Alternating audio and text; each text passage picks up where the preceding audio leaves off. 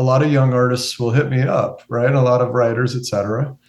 And there's one common theme. 98% of them never, ever think to acknowledge any music that I've created, you know? And it blows my mind. And there's no ego involved. It's not about ego. I don't care. Right. I just want to know that you took the 5 minutes to actually think this through, because if you don't have that intellectual curiosity, then as a writer, I don't know how intellectually curious you are as a writer in a room. I don't know what you're capable of, because if you're just sort of doing cut and paste, and you're not thinking, 2 steps ahead, I don't know if we're the right fit. You have to understand, I have such reverence for the art, because unlike many writers, I never conceptualized a plan B. For me, I will do anything to stay in it creatively. I'll get better and better and better, which is why it's hard to box me out of it, because while people are sleeping, I'm out working, I want it that bad. I respect kids. I respect the OGs, Sure. I can learn from anybody in a session, and I'm just always sort of trying to, make sure that I manifest knowledge at the end of the day that I pulled from these different disparate sort of sources to create something rad. And that's why I wake up in the morning. And if I can do that, it was the best day on earth, and I can't believe I got to do it.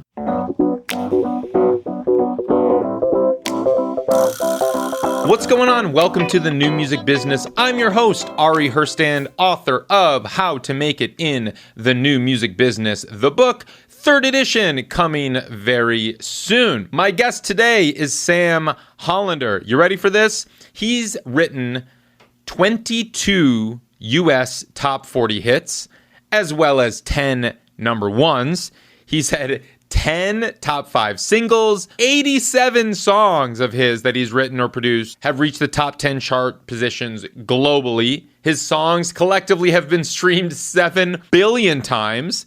In 2019, he held the number 1 position on the Billboard Rock Songwriters chart for 9 weeks. He's made Variety's Hitmakers list. He's been named Rolling Stone's Hot List Producer of the Year. He has written with Panic at the Disco, One Direction, Katy Perry, Ringo Starr, Def Leppard, Carole King, Weezer, Jewel, Train, Fitz and the Tantrums, Billy Idol, Tom Morello, Paul Williams, Nile Rodgers, Cyndi Lauper, Donna Summer, just to name a few. Yeah, he is a living legend. If you're interested in songwriting, namely hit songwriting, well, this is the episode for you. Sam and I get into everything from how to break in to the industry right now to how he's had such a successful career spanning 3 decades, how he got his start later in life, believe it or not, and just kind of the journey he took to get there. We talk about, he sold his catalog.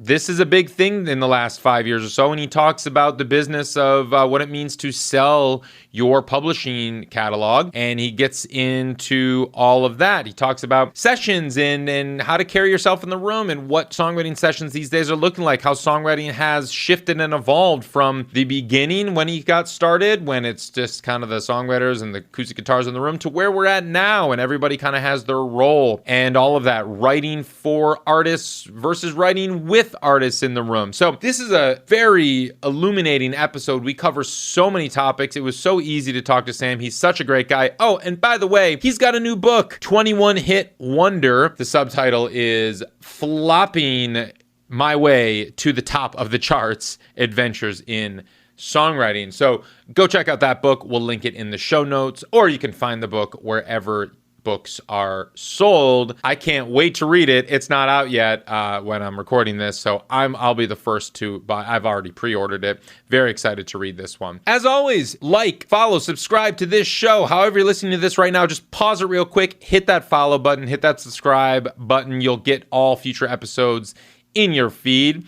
If you haven't reviewed the show and you've listened to a few episodes and you dig it, I'd really appreciate a 5-star review on Apple Podcasts or Spotify Podcasts, if you want us to keep making these. Those really help, and it tells us all that you dig it and you appreciate them, and that's how we know, all right, let's keep this going. You can find all of us that make the show happen at Ari's Take on Instagram, TikTok, and Twitter. You can find me at Ari Herstand on Instagram and Twitter. Visit aristake.com. Get on that email list. That's where you're going to get to most up-to-date information, the most relevant stuff. We send out emails, very important. We take Q&As, all of that stuff. aristake.com, get on the email list. All right, let's kick into the show. Sam Hollander, welcome to the show.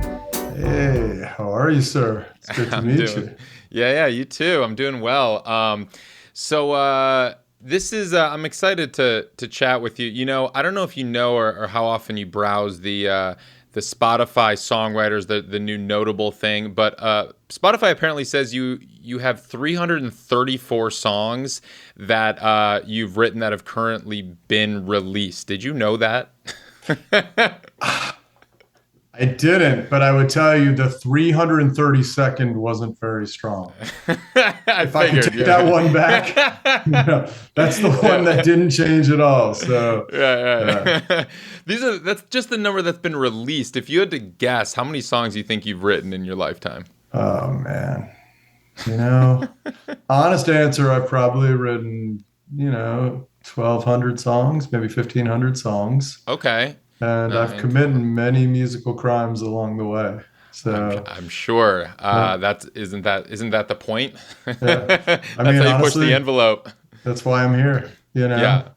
Hey, Ari, totally. I'm a big fan, man. I love your show. But just so you know, Thank man, you. I during the pandemic I discovered you.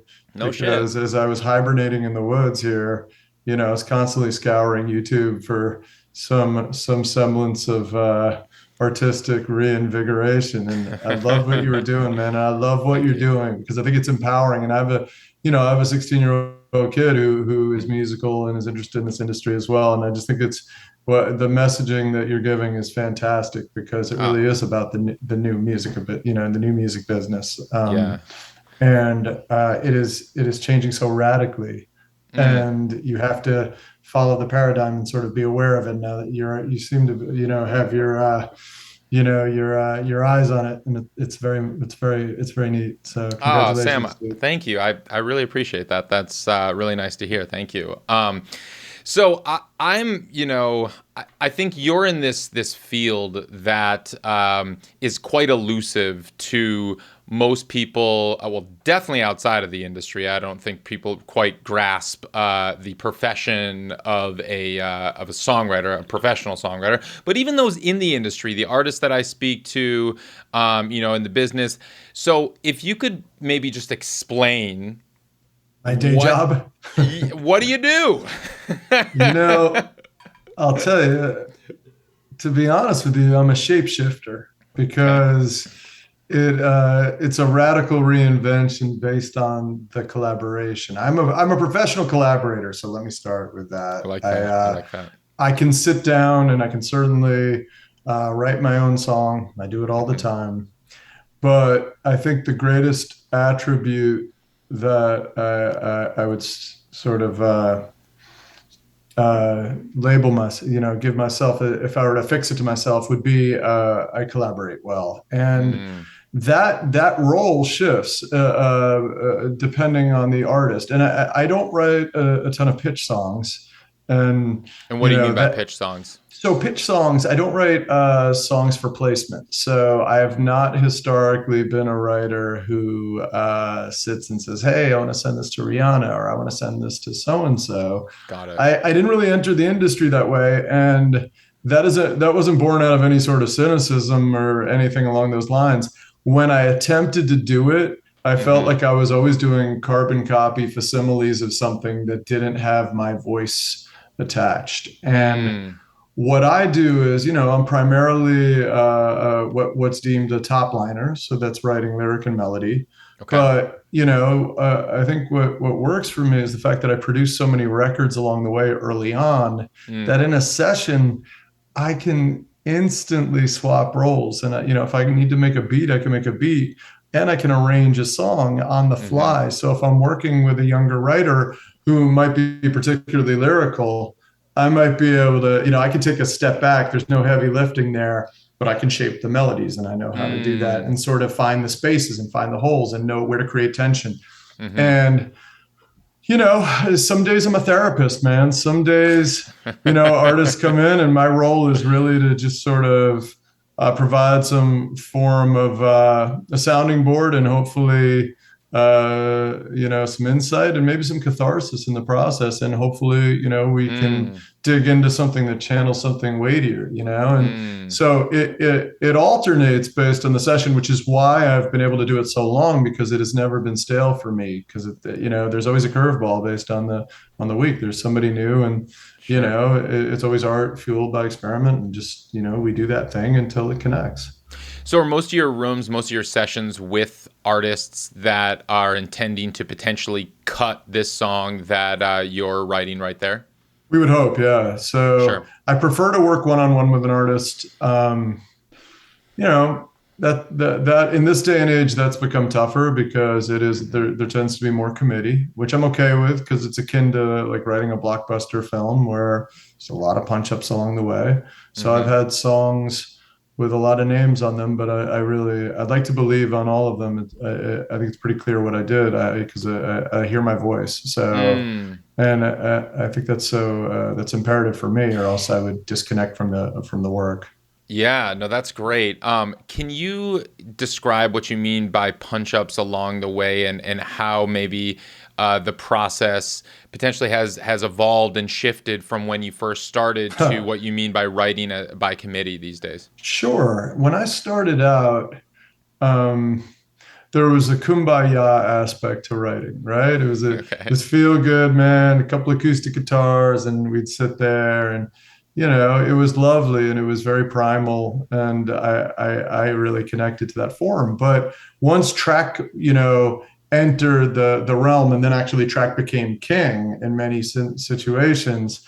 On a track, there can be 10 writers attached to a track, because I wasn't in the room. I have no idea how it was constructed. Maybe it's rooted in a sample where there are a bunch of writers on a sample clearance. Maybe there's one kid did the snare drum, and he's getting publishing because he's the snare. And maybe there's the hi-hat guy, and I would love to tell you I'm joking, but I've actually witnessed this, because we'll get song splits, and I'll just call my publisher up and say, hey, by the way, man, there's like 12 people on this, I've never heard of any of them. Say, oh wait, no, that guy's snare, that guy's hi-hat, that guy, but the truth is, if you were writing a popcorn summer movie, you would have, the initial draft, then you'd have the rewriters, and then you'd have people doing comedic punch-ups or dramatic punch-ups or whatever. And some people in film are credited, some aren't, but I would say it takes a village. And this one, to make something competitive in this day and age, to raise its hand, sometimes it takes that many people. Also, sometimes it doesn't. Sometimes it's a 17-year-old kid with really bad acne who was sitting behind his laptop, and he made his first beat, and that's the biggest thing in the world. So Phineas and Billie Eilish, right? I mean, they made it all. I am not commenting on his skin. I don't know what his skin tone is like, so I'm in no position. I did not say that. I don't know him. Jeez, man. Yeah.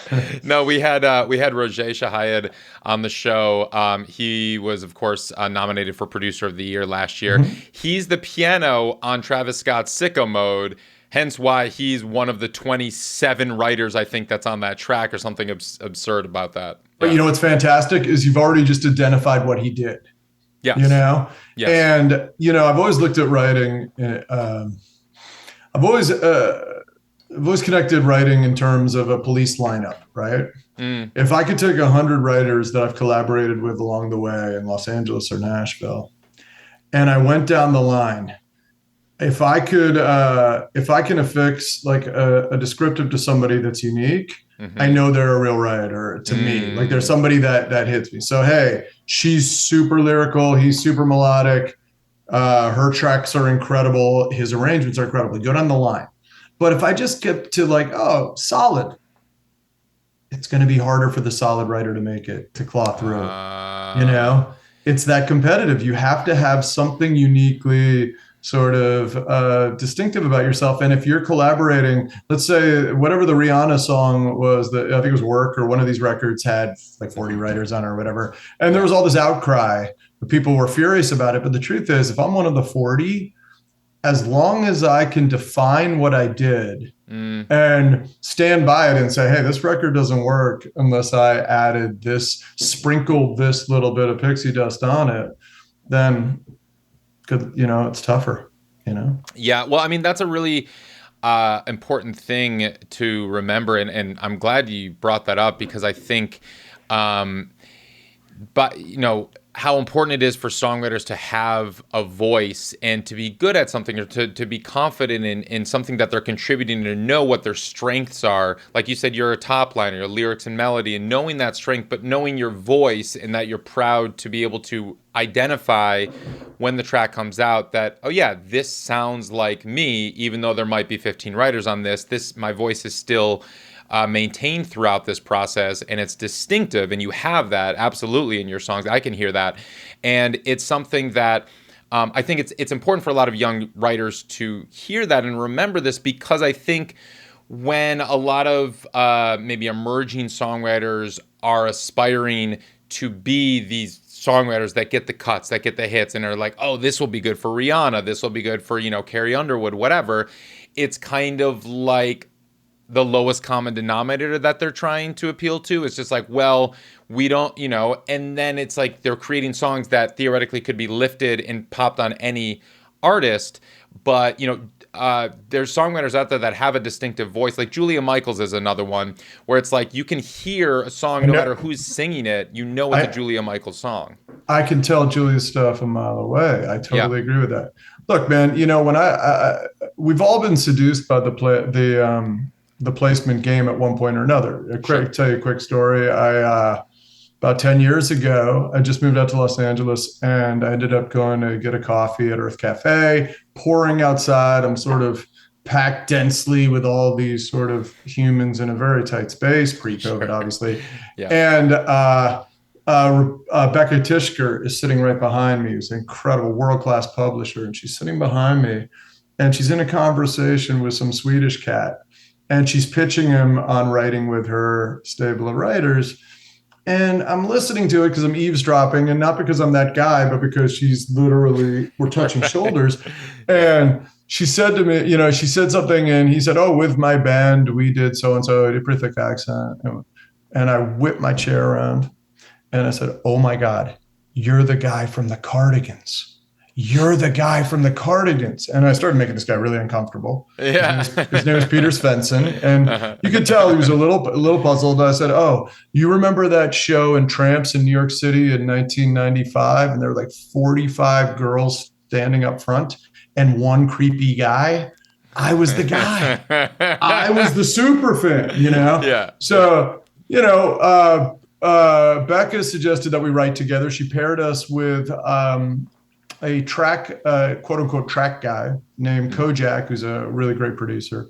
And the three of us get together to write. Now, I was under the illusion, falsely, that we were going to write a Cardigan song, which for me would have been the apex of great. They hadn't made a record in probably a decade. I didn't care. I thought that was the coolest thing ever. Yeah. And these guys had their eyes on the prize. So they said, hey, why don't we try to write something for One Direction?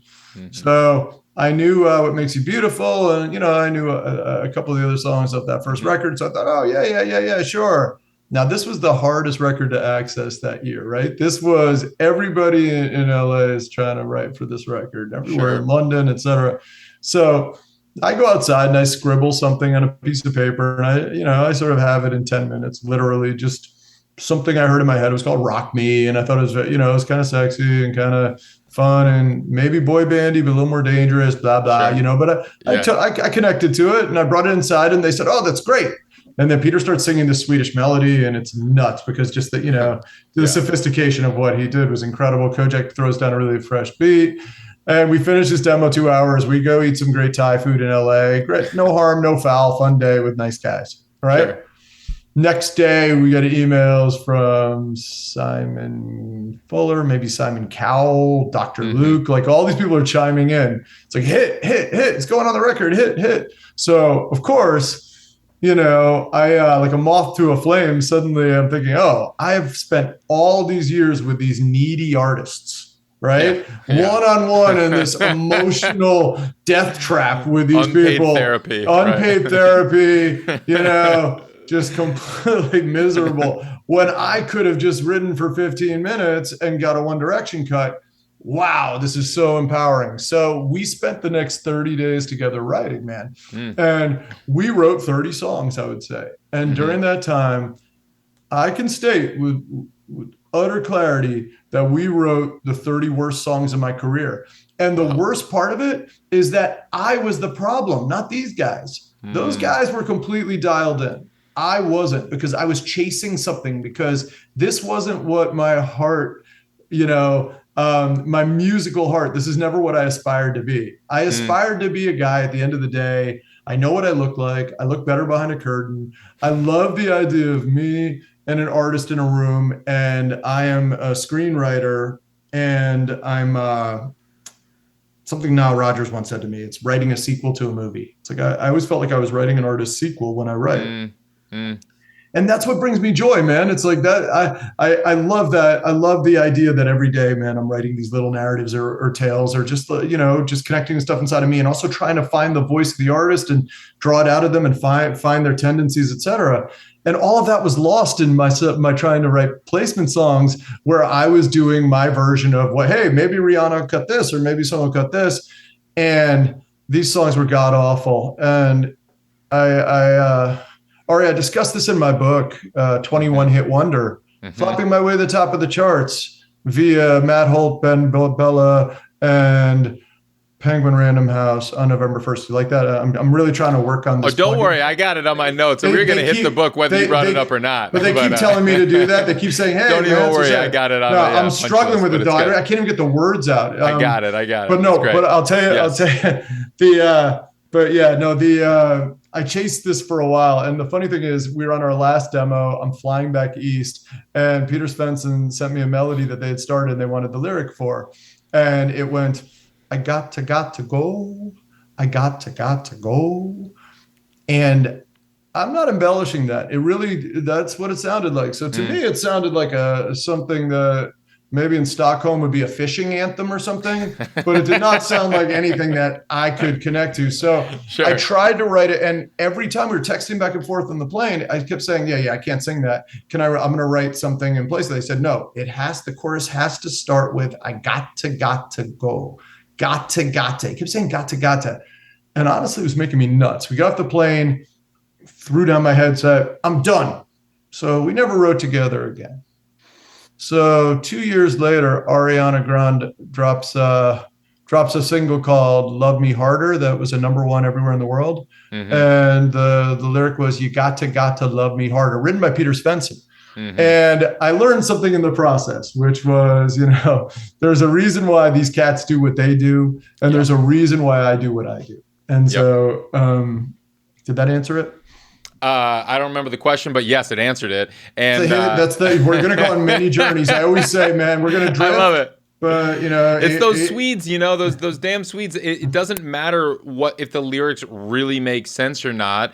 It's like, I was I want it that way. It's like, what way? What are you talking about? What way do you want it? That doesn't make any sense, but it's one of the biggest hits of the last 20 years. It's just like, it's that kind of a thing that they keep doing so well. It's like they know what it needs to sound like, and they know what's going to be a hit. Lyrics are kind of, lyrics, at least in my experiences, mean nothing in the process, or less so. But the phonetics are everything, and the melodic math is everything. Yes. And these guys are all of these guys could put on lab coats and be world-class scientists. Yeah.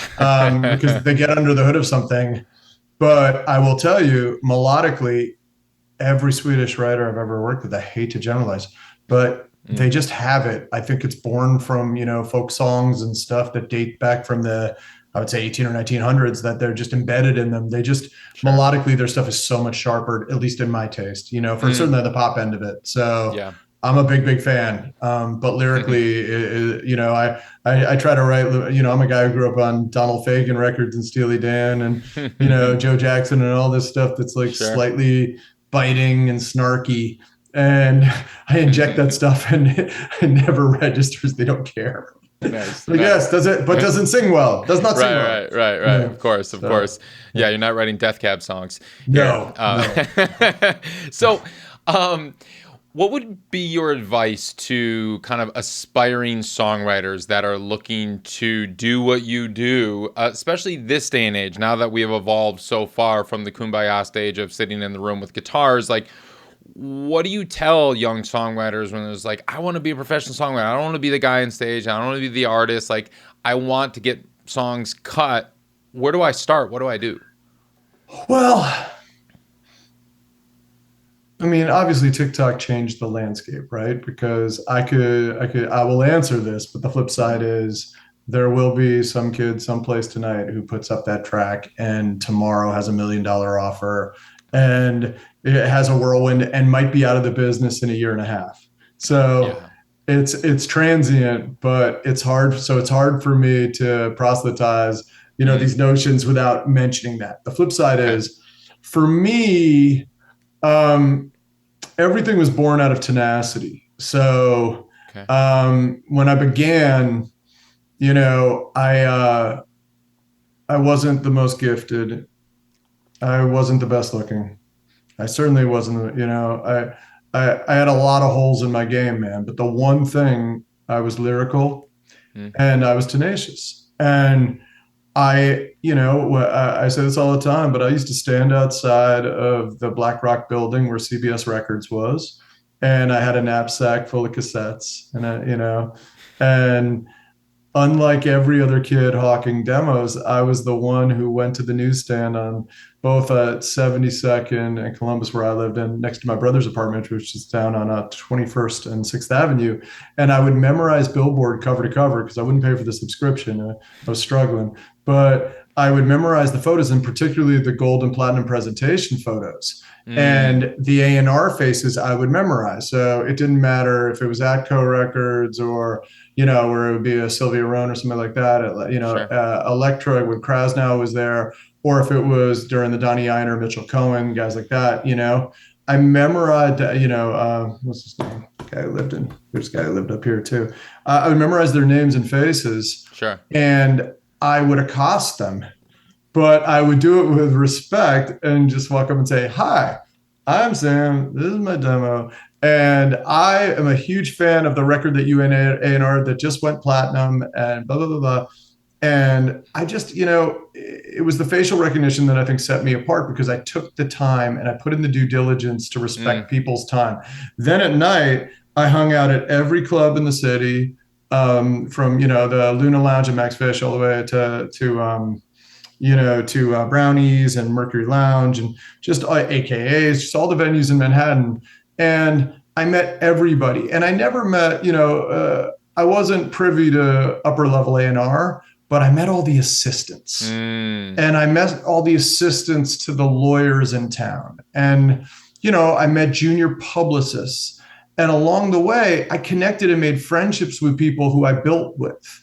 And the most important thing is, the landscape continually shifts, but one thing that we all know is that the next generation will rise. So I came up with some incredible people along the way. And these are people, I think, who believed in me because they didn't understand where I really stood in the playing field yet. Sure. They didn't realize that they shouldn't be believing me yet. But there are people who really took flyers on me as a human. And man, those are the relationships that changed my life, truthfully. So the most important thing I would say is craft is king. Study, study, study. We'll get into that. I'd love to discuss it further. But the one thing that gets lost is networking supersedes all in the music industry. If you are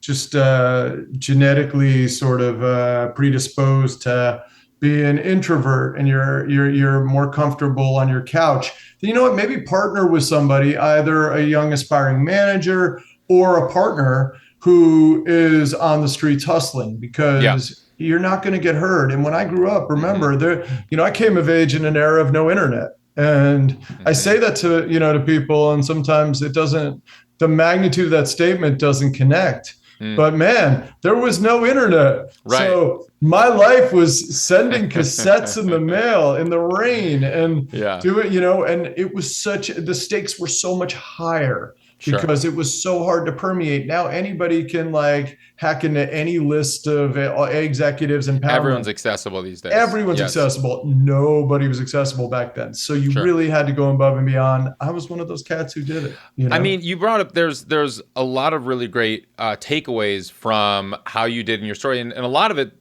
relates to today. And I think, the big thing is like what you said, when you went up to one of these A&Rs that you recognized from Billboard, from the photos in Billboard magazine. A free Billboard magazine. The free Billboard magazine from the newsstands. And you opened with a compliment. You said, I really loved the record that you A&R'd. There's so much in that one opening sentence that, I think we all lose track of. Everyone's a human being. Like, everyone out there appreciates a compliment, maybe some recognition, especially the business people who do not get the glory of being on stage every night. They're behind the scenes. How often do you think they're getting compliments or being thanked? Very rare.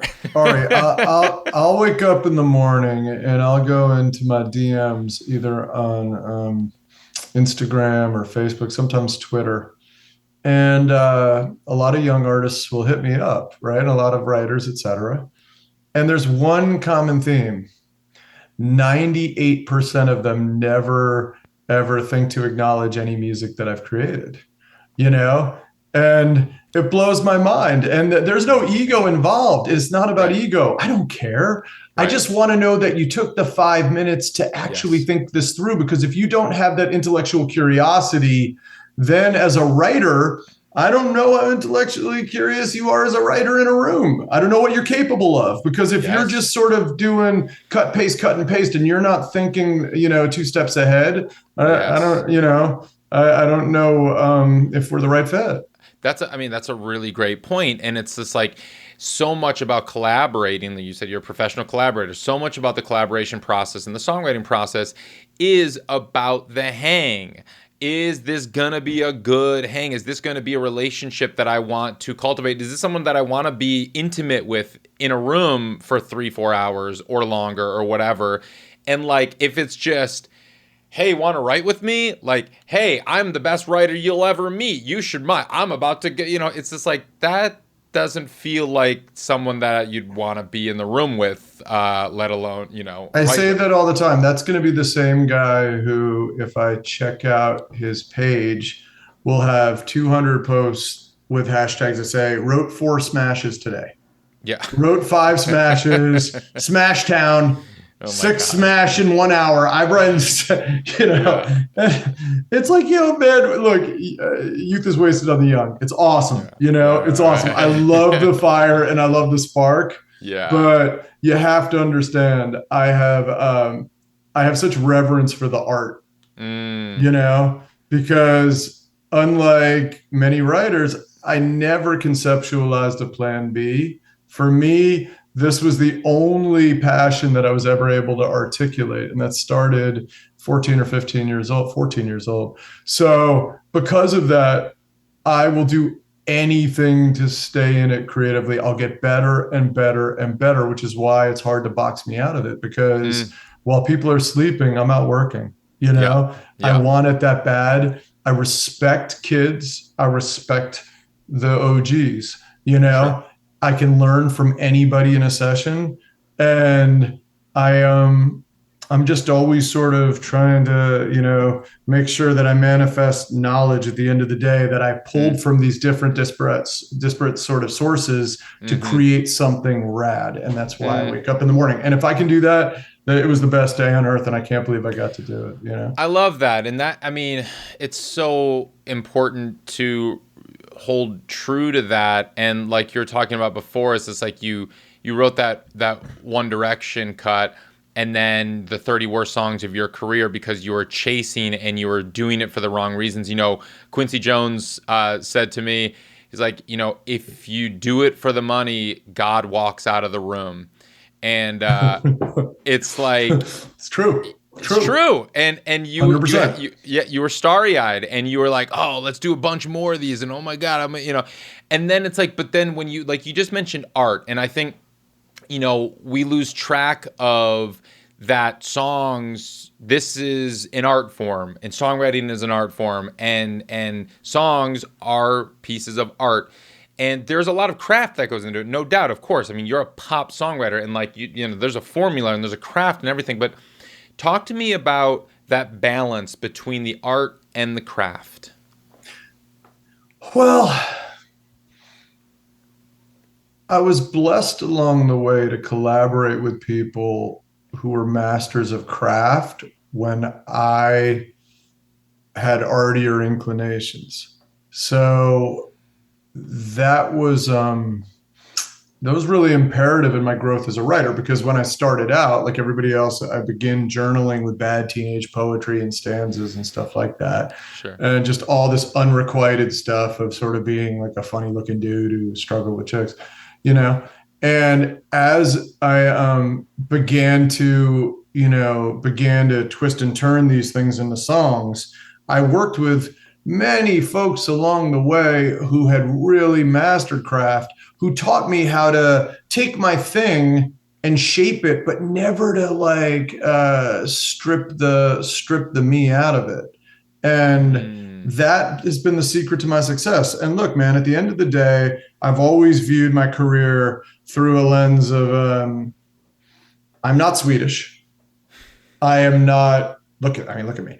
I'm certainly not Swedish, but I am. So I'm incapable of shaping something to such specific melodic sort of math and just sort of that perfection on one end. Sure. I'm also not Arcade Fire, right? Yeah. So I exist in this some sort of amorphous space, like in the middle, where I'm like slightly cool, And what happens with that is I'm able to maintain my voice in the process. So I know lyrically my stuff's always going to have like quirks and there's little tricks that I've created of my own that work within the framing of craft, but are still sort of out there and trippy that that make it somewhat definably my thing, Mm-hmm. And that took probably the 1,500, 1,200 songs to get it, right. Right. This wasn't something I had early on. This was just trial, error, trial, error, and that's how you get there. So, do you know when you finish a song if it's good or not? Yeah, 100%. Yeah. The ones that I've rarely missed in terms of the ones that lived on and survived and actually thrived, I get instantly have galvanic responses. I know there's just something innate in the process that you feel, and it's hard to. It's not particularly tangible, but I would say I know when it happens. And the ones that are good, they're always going to be good, man. Honestly, for the most part, I'm a professional songwriter. A professional songwriter should have a good song every time out. Not a great song, but you should be at least get a good song because enough to get it across the line to a finished product that sort of works where everything is logical. But the ones that go to the next level and just continue to build, I can feel it, man. I can feel it. And I have really specific memories of each of them. If I go down my discography, all the ones that really worked, I remember the moment where I'm like, oh, wow. Yeah. Wow. Ooh. Yeah. That's nasty. Channels right through you. Yeah. Just like 100%. That vessel that's ushering it out 100%. Into the world. Yeah. 100%. Yeah. That's awesome. So talk to me about. By the way, I'm sorry my room is so disgusting, by the way. We are in the process of renovating a house. So everything is, so I don't even know what's behind me. I haven't even looked at it. Well, I see a microphone that I was curious. I was like, are you talking through? You're just talking through the MacBook mic. Okay. It's my kid's setup for her demos. And I co-opted her space. Yeah. I kicked her out. Her out. This was my wife's office. Now it's my kid's sort of mini studio, and Well, we're most doing a lot of people are work. just listening to this without visuals. So, Hey, but you the know people, what? what? Ari's staring at a palatial palace with exquisite I design was gonna behind him. say, I mean, that Yes, marble, it's perfectly yes, polished. I can see yes. myself from here through it. Thanks, Um, man. so, what would you? I guess getting to while you're in the room and kind of the dynamics, like you're saying, you're typically a top liner. Talk to me about most sessions that you're doing these days and who is usually in the room. You mentioned that artists are usually in the room. Is it typically like there's a producer, like they sometimes call it the driver, the track guy you mentioned, the artist maybe who's kind of there, and then you, or how do sessions Yeah, work these days? that's it. I'll tell you. I'm giving away a little secret here. Yeah. But ordinarily at this point, it's going to be somebody, a track person who is Okay. sort of handling, the beat and just sort of keeping it going. Mm-hmm. Unless if I'm writing with a singer-songwriter and it's intimate, I want to keep it intimate at all costs. Engineer, me, singer-songwriter, right? Mm-hmm, mm-hmm. But if it's something that is rhythm-based or a band is going to hit or whatever, there's probably a track guy in the room, track person. Mm-hmm. And it is, and myself and the artist. And what I've done is going into that session, let's say the session's on a Monday. Let's say I have 2 days with the artist, Monday and Tuesday. The Saturday and Sunday before, I've scoured the internet for any interview with the artist, both on YouTube and or on print. And I've made notes of their patterns of speech in terms of their vernacular, things they like to say. Are they coy? Are they funny? Are they giving me any insight into where they're headed with the record? I don't wait till I get in a room with an artist where I say, hey, what do you want to do? And I get some canned response of like, well, I don't want to do what I've done before. I want to get everything I can find on the internet about an artist. And when I have that intel, then I sit down on my own. I pull out a guitar. I take my, 5 random chords that are at my disposal, and I strum. And what I'm doing is I'm really just trying to find a pocket and a feel. And, I'm hoping that I'm some sort of way station or something where, these ideas are going to land and something's going to funnel down. But the second I hear something that I can build upon, I instantly just start singing different variations of what it could be. And although my chords are pedestrian at best, what I'm doing is I'm hearing where melodies sit. Then I go and listen to the artist and I sort of figure out where their range is, right? And so let's get in a key of where their stuff has been historically. Then I'm going to write a verse and a chorus, and I'm going to hip pocket 2 ideas. And they're going to be pretty high conceptual in terms of when I walk in the room. Because I know how competitive it is. I'm going to write crazy. I'm going to try to write crazier than the next person. And if I fail, I know it's probably not the right fit. But if they're amused, then I know we can mold it. I have these in my back pocket when I walk in the room. Now, the flip side is sometimes I'll do some Tom Cruise as a salesman in Magnolia type bit or whatever. I'm just to try to sell it through. And sometimes I'm full of shit, and I just come in and I say, I hear it right now. Sure. I do I have no fear of method acting. I do what I have to do. But the point is, I'm going to try to at least introduce 2 ideas that I am passionate about specifically for the artist. These are not ideas that I pitched to the last artist down the street. These are sort of concepts that I've written with a framework of who this person is. I've watched all their previous videos. I've done the work, as they say. I've done the work. And what happens with that is, look, man, I can be greeted with literally a jaw drop of, where someone's just absolutely blown away. And I can be greeted with a look of horror by somebody who's like, this is the worst fit ever. Please get me out of this room. But the truth is, as my friend Shep and his band, the American Authors, said, go big or go home. I am not attempting to bunt. I am attempting to be heard, because I understand that the artist will then the next day when I'm done get back on the treadmill and write with the next cat, and then the next cat, and the next cat.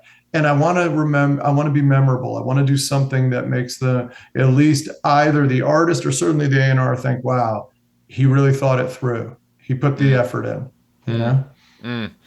That's great. I love that. And oh my gosh, there's so many gems there. And it's just like, I think we hear a lot of times about the song starts, like come into a session with some starts. And that's like where you have these song ideas, but you don't do that. You prepare for the artist that you're going to be working with, which I think is, it's why you're so successful. I mean, because you're not just paint by numbers here. You're not going to a session and be like, oh, well, I'm great. I got 22 hits under my belt. I got billions of streams here. I've won so many awards and platinum records. Like, they should be so honored to write with me.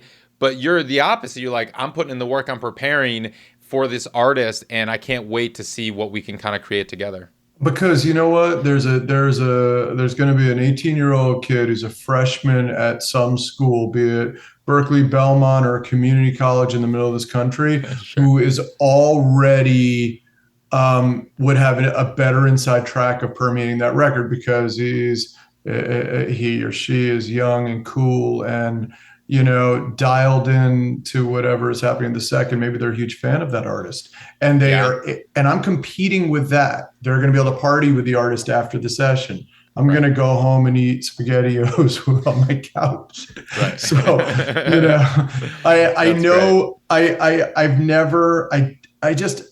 I don't take this for granted, man. Yeah. Like you said, it's great to have accolades and success. But trust me, I have a lot of friends in this business who had a lot of accolades and success who sort of have been put out to pasture. Sure. And it's not by a lack of ability. They're fantastic. But the game changed and it constantly evolves and the artists evolve and the temperament of artists evolve. And even, not to sort of flip this to sports, but the one thing I would say is if you look at sports, right? If you talk to an old school coach, a Parcells in football or one of these guys, they have to coach players in each generation different.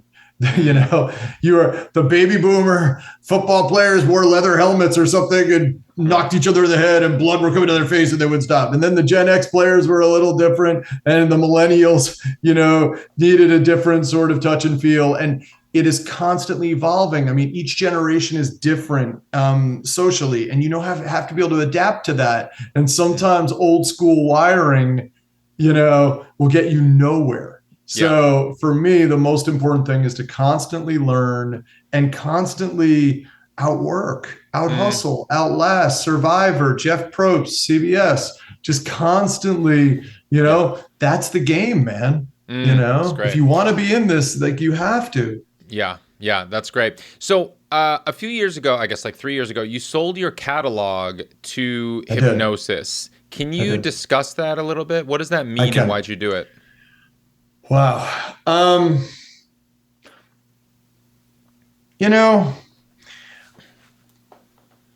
It was a tricky situation in terms of, I had never even pondered the idea of a catalog sale because, I remember 10 or 11 years ago, I believe Cara Diagardi and Claude Kelly and some of the other writers of that era sold catalogs. And I had never even heard the term. I'm not joking. I'm not business minded. Thankfully, I'm surrounded by people who know what they're doing and I don't. So, I've been blessed. But it was one of those terms that was floating around. And then I believe it was when songs sold to Cobalt, I started reading articles about multiples and the multiples were increasing in these deals and blah, blah. What does that mean, multiples? You're going to help me verbalize it, but it's the multiple, the price that's affixed to your catalog when they give you an offer, they've worked out a figure over whatever your earnings are for 1 year. Yeah. I believe they multiply it over, you can negotiate, but 15 to 17 to 20 times that number is the check they're giving you. Okay. you know. Okay. And that it's very mathematical because they're working off of, obviously they have all the data in front of them, so they're working Sure. off of both streaming numbers and where they believe streaming will be in a few years based Sure. on legalities, et cetera, and obviously radio play and recurrent play, et cetera. And they have these formulas that I have no idea how they figure this stuff out. Sure. But you know, I was in New York. I went home for Thanksgiving and I had coffee with a really close friend of mine who's a writer named Greg Wattenberg. He's a great writer. And, you know, we were just catching up and we are just doing shop talk about sessions because, you know, there's a bunch of us who've been in it this long that we share material. We're just all that tight. Sure. And, you know, sort of who's working, who's writing, what artists are great, what artists aren't the right fit, blah, blah, blah. And he said, hey, man, he said, you've obviously put your catalog in the market. And I just looked at him puzzled. Why would I put my catalog in the market? He said, oh, man. He said, you got a lot of hits at the right time. This is the time to do it. And I said, no, well, look, I've had, you know, hits for 10 years, 12 years, whatever. I don't know what's different. He said, no, but this is your moment. They're going to, and what sold me was that when we bundled it together, they were willing to do the multiples based on a very specific period of time over 4 or 5 years of my career and work it off of that mathematical thing and the multiples of that. And honestly, it was a lot of money. And for me, I would tell you that I saw it, I thought it would reinvigorate me. And what I mean by that is I've been writing, you know, I've been doing this 30 years. And the first 15 years of my career were mired in futility at a level that no one will ever process, which is why I did write this book, because I just, everything I touched failed and flopped and blah, blah, blah. And I was at the bottom. And then the next 15 years have been magical, for me at least. And I wanted to get to that level, whatever level I got to. I was doing 200 sessions a year, man. I was grinding and I was taking a lot of sessions that aesthetically I might have passed on if I had had the opportunity, but I knew I had to take it because there were lotto tickets and you never know and you never know and you never know. But what I felt that was doing was conflicting with my art in terms of there were passion projects in my life and ideas that I wanted to chase, and I never had the time to do it. And what the catalog sale, the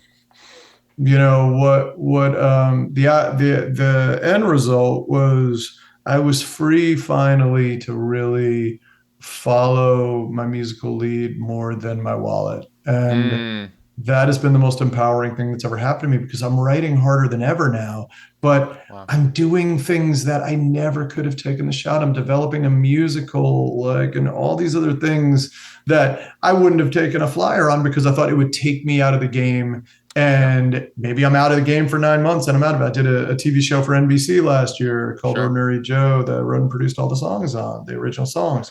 And what's funny about that is that was 10 months of real work. And you know what? So I had limited sessions during that time.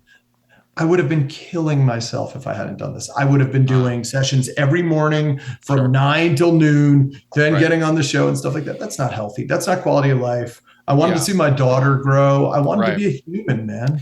No, it makes a lot of sense. And I mean, because you're saying you'd be killing yourself for the lottery tickets, just to explain that a little bit. When you write a song, you're not being paid for the session while you're in the session writing that song. No one is paying you to sit down and write a song with an artist or with a producer, right? Brother, we have no sexy 401ks. We have no stock options. We have, I don't have a corner office with a view of Central Park. I'm a sole practitioner in my little hub. And there are certain writers who have been who are able to demand writer fees. I never even entertained the thought of it because at the end of the day, look, I want to stand by my work. I'm confident in what I do. I believe if an artist is in a room with me, we're going to do something pretty, if the match is right, we'll do something great. But the flip side is, man, nothing's guaranteed. Right. So, these are all, it's like we're gambling every single day, and you're gambling, you're betting on yourself. Yeah, because if the song, you're only really making money if the song becomes a radio hit. Is that right? The only money I've ever seen were radio hits and In performance royalties. and songs that synced. In sync, right? And so even though we're in this streaming era, but unfortunately, if you get a deep cut on an album that doesn't become a hit on the radio, because radio, just for people listening, the money that songwriters earn from radio, it's performance royalties from your PRO, your ASCAP, or your BMI, and that can add up to be a significant amount from terrestrial radio play versus streaming revenue. The most current rate, which they just increased the rates and all of that, blah blah blah. You're looking at about a fifth of what the artists are making from streaming. That's right. And the artists and the labels, and so it's small. And you might think, the artists aren't making a lot from streaming. Well, guess what? The songwriters are making a fifth of that. So it's funny because when artists post with these diatribes against Spotify, I'm always like, hello, think of how we feel. Right. But you're completely correct. And, it's tricky, man. It's like, it's a radio hit will change your life to some extent. Absolutely. Depending on what it is and the enormity of it. And it's amazing. But radio is also not what radio was. Sure. That's changing too. Yeah. So look, for writers coming up, man, in the new music business, see what I did there? Uh-huh. The one thing I would say is, the approach is so different because everything is just shifting on a dime. And I don't know how all the finances will work out. Sure. The flip side is, in Spotify's defense, it's pretty neat that in the old days we called them demos and they were cassettes and nothing ever happened with them, but you hope that maybe someone listened. And now you put that same demo on Spotify, and if you get a few million listeners or whatever, you suddenly made 8,000, you have the master or whatever, that can fuel you to make creative moves, Right. So it is changing. And I just, as a landscape shifts, it's, I just think you have to sometimes take an honest look in the mirror and say, where do I fit into all of this? Mm-hmm. And for me, by selling a catalog, it freed me to make all sorts of creative moves that I wanted to make. But more importantly, it lit a match under me, man, because I want to do it again. I want to do it all over again. I own everything I've done from 2020 on. And I'm thinking to myself, and it doesn't mean I don't want, it's not about money, but it just gives you something else. Like sometimes we need a shove, I have all sorts of emotional calluses that sit all over me. And I have to, sometimes stimulate them and wake them up and say, oh, remember this, remember that, because to wake up in the morning, some days I don't want to wake up and do this, but I know, man, that you can do it. Remember when, that asshole of a football coach, picked on you in front of the whole team, Sure. That stimulates me, man. I wake up with, all right, you know what? I'm not done. I got to keep going. Yeah. So I still think sometimes we need things to light a match. And that's great. And that's great to hear. I mean, I think my perception would have been you sell the catalog, make a bunch of money, and then go live on an island or something. And boom, you're retired. But it's like you kind of went the opposite way. It's like it lit that match and lit that fire. Because just to clarify, just so I understand this correctly, and people who are listening who have no concept of selling catalogs, like you just said, you didn't understand that before either. And I might still not. Sure. So just baseline, top level, you're essentially sold your publishing. You're no longer going to be making royalties in any form. I sold my writers and my publishing. I sold 100%. You sold everything away. So no more royalties are flowing in from anywhere for the previous songs. They're now at Hipgnosis and they're collecting all the performance and mechanics. Yeah. And what's funny about it is, when songs air in commercials from my catalog, no one even alerts me. So you don't know I'll have a friend hit me and say, hey, I just heard your song and something. I said, oh, really? Wow, cool. But you know what? Look, I cool. No, it makes sense. But my name, the most important thing is they can't take my name off of it. It was my art. It was my work. That's right. And that means more to me than the money or anything. It just means that I created something and I have no idea how long it will stay in the consciousness. But every day that it does, it was the coolest thing I ever did in my life outside of having, having a wife and a kid. I love it. So what inspired you to write this book, 21 hit wonder? Why the book, and when did you realize you needed to write this, and what do you hope people are going to take away from this? Well, Ari, I'll tell you, my parents were incredible artists themselves. They were fascinating, and there were these world-class intellectuals who were also, my old man was a modern dancer with the Jose Limon troupe, and then when he retired, went back to Yale and became an architect and was with Philip Johnson and just was like this heavy cat. My mom was equally heavy, and as you will learn in chapter 1 in the book, I don't give she was Andy Warhol's partner in a little restaurant. They went in on that together, and she was also his interior decorator for a moment in time. And I spent a lot of time with him, not a lot of time, but a little time with him. And that's how chapter 1 is framed. But my parents were fascinating, and they were infinitely more interesting than I am.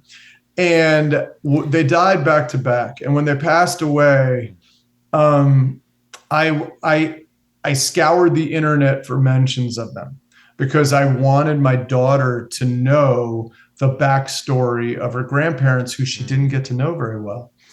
And there was so little out there. There was so little out there. There was, I found a Vogue article about my mom in 1978, but then a book took the article and a book came out, and she had sort of been whitewashed from the history. And, my dad, there's mentions, but it didn't get to the soul of who these people were and how they thought. And when they died back to back, it sort of, I spiraled a little bit, and I thought, well, you know what? I want my life on record for my kid. And that's what birthed it. But what's funny about it was, as I went into this, I began to really connect with the side of myself that was honestly the consummate underdog in this industry. And,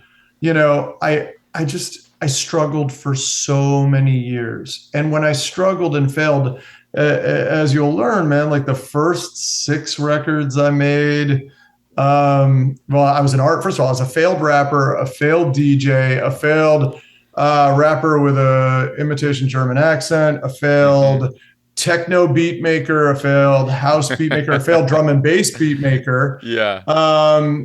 I spent my 34th year on the planet doing drum programming on Kids Bop records, not producing, but doing the drum programming and editing ringtones for jam bands. So I would take 40-minute opuses and cut them down to 15 seconds.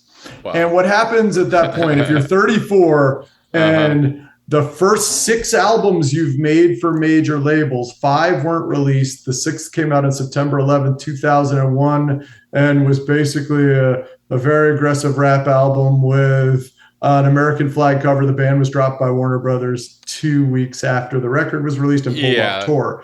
It was the wrong messaging for America at the time. Right. The 7th was a group called the Cooler Kids that were signed to DreamWorks. DreamWorks immediately folded into Interscope, band dropped. I had everything I touched was a absolute colossal disaster. And what I realized was there is a segment of the creative population that has not been served in songwriting memoirs. And what I mean by that is there have been some great books, but I'll meet a young writer and, I'll ask them, hey, have you read any sort of books by professional songwriters, And they'll always say, oh, yeah, the Dave Grohl book's awesome. Oh, the Jeff Tweedy book's great. Right. They are great. Yeah. But that's a different business, man. Yes. If you're trying to do what we do for a living, there haven't been that many books. You've certainly written one, Shelley Peiken. I liked Shelley's book a lot, but I just felt like there was a voice for that for the creatively underserved, of those who have been doing this over and over and are hitting a wall, and the only sort of the sign above their head says futility, and the problem is those people I've done this for 30 years and I had two careers. I had that career and then I had another career. And I try to just illustrate all the examples of in these records and all these colossal misses that I had, the role that I played. Because, it's so easy. I've read so many books where, we vilify a record label or this or that, but that's not the problem. It begins with us. As the writer, the producer, you have to be able to identify the flaws in your art and your work and figure out what could have been different if you're looking to do things on a broader level. And that's why I get under the hood of my own mistakes creatively. And then, eventually we get to the shift. And how did that happen? How did I put myself in a position for it to happen? And then once I got there and I had a bunch of hits in a row and it was everything I dreamed of, then suddenly it dried up instantly. How did I react to it drying up instantly? How did I shift? How did I, change lanes and change genres? How did I, constantly move and maneuver to stay in this while getting better at the art? And I think it's an important book for kids, man, who are starting out. I also equally think it's written for the 60-year-old who has retired from one job and always wanted to write a damn song. And here's how I went about it. How old were you when you wrote your first hit? I was 35 years old when I had my first hit. 35. Wow. Phil Galdston had his first hit, I believe, at 42, was Save the Best for Last for Vanessa Williams. Dan Wilson was 37 when he wrote Closing Time, and 45, I think, when he won the Grammy for the Dixie Chicks album, and even older, 50 maybe, when he wrote Someone Like You with Adele. 100%. Yeah, it's great. I think, when I was young, the one thing I would say is even when I was young and snotty, I was never, ever an ageist because I was smart enough to know that the ones who came before me were masters at the craft. Yep. And I respected them. And I never, ever put anybody mentally out to pasture because I thought, man, if they've done it, look, I'm one of those people who believes anybody can have one hit. I really do. And that's what I cheer that on. I do not believe everybody can have two hits. I believe everybody can have one. Sure. But, but after one, man, there's you got to really figure it out. It doesn't happen, you shoot that dart at the moon and sometimes you hit it, but you don't hit it twice. So I love it. I would say at the end of the day for me, I look at Dan, I look at, Diane Warren, who's had this just impeccable career, and look, man, whenever my kid looks at me with the eye of dude, you're old, I think to myself, I'm like, I'm younger than Jay-Z. I'm younger than Diddy by a couple of months. Sure. Come on, man. They're fresh as hell. Yeah. Nas and Kanye are close. Oh my gosh. Right. I'm good.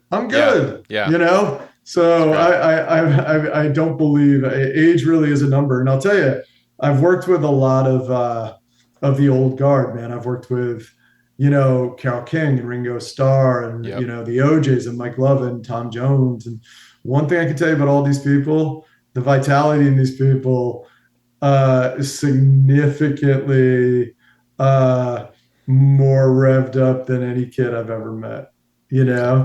I mean, if you see Ringo, if you're in a room with Ringo and he's digging the idea that we're writing, he starts pogoing up and down, dude.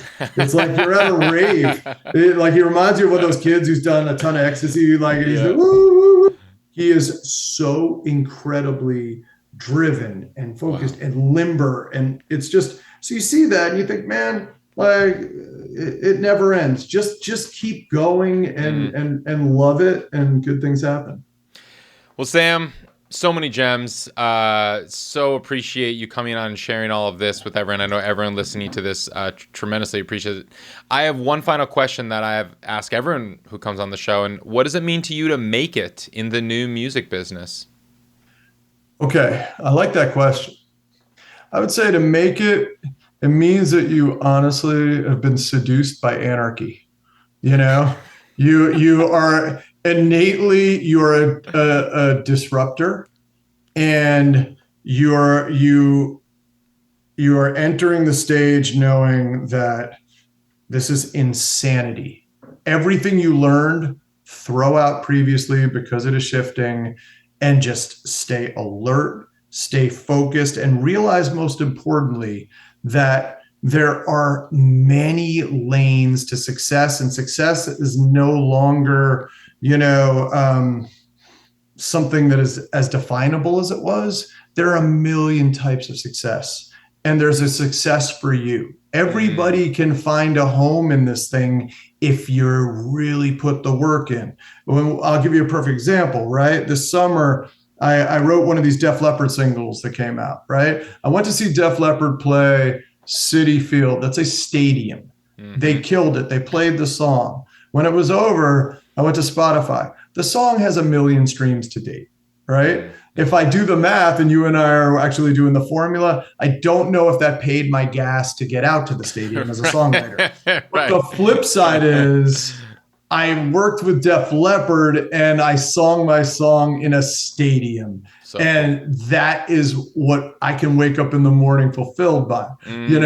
At the end of the day, find out just inside of you as you go forward in this new music business, keep your eyes open, keep your vision focused, but most importantly, just figure out what brings you joy in this, and what is the ceiling.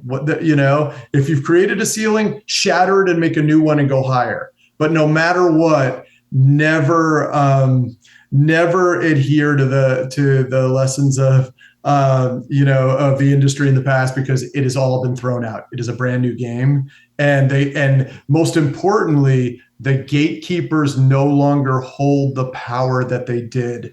Some were patrons of the arts back in the day. Many weren't. Many were just capitalists. And the most important thing now is, if you keep like a punk DIY mentality as you approach this, you hold the cards more than they do. And that's the most powerful feeling in the world. And if I could be 18 again and experience that, oh my God, I'd be Jello Biafra. So. Sam Hollander, thank you so much. That was great. Brother, thank you so much, man.